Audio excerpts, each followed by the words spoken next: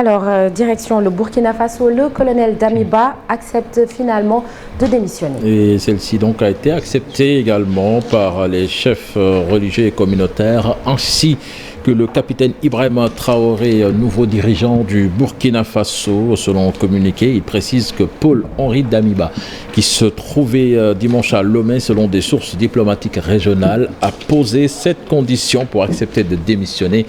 Parmi elles figure la garantie de la sécurité et de la non-poursuite des militaires engagés à ses côtés, la garantie de sa sécurité et de ses droits, ainsi que ceux de ses collaborateurs et le respect des engagements pris avec la communauté économique des États d'Afrique de l'Ouest pour un retour du pouvoir au civil d'ici 2 ans.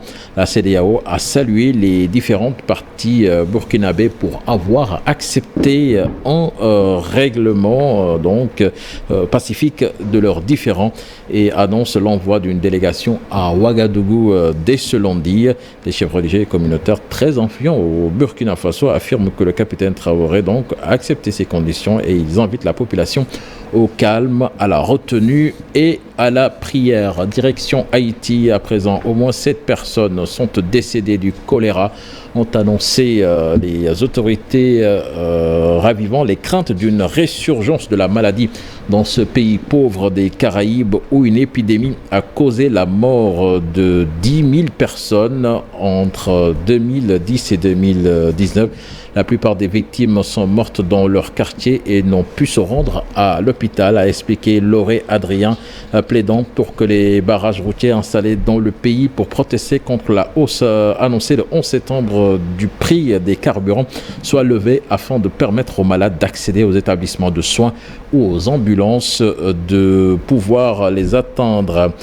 Le bilan de l'ouragan Yann monte à 62 morts en Floride et en Caroline du Nord. Le bilan des décès qui a frappé le sud-est des États-Unis la semaine dernière s'est alourdi, ont indiqué les autorités ce dimanche. La commission des médecins légistes de Floride a déclaré qu'elle avait confirmé 58 décès attribuables à l'ouragan, tandis que le gouverneur de la Caroline du Nord a déclaré samedi que 4 personnes étaient mortes à cause de Yann. Le précédent bilan en Floride était de 44 morts.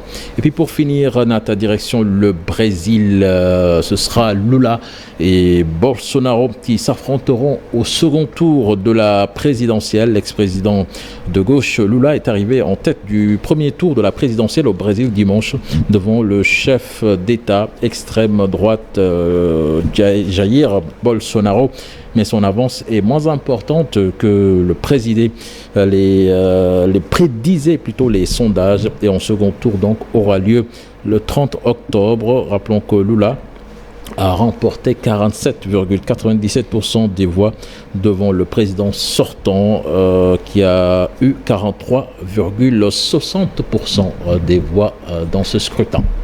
Merci cher Tidiane Dia. Au retour de l'actualité internationale tout à l'heure, dans la partie de l'émission, Dao 2000 sera là comme tous les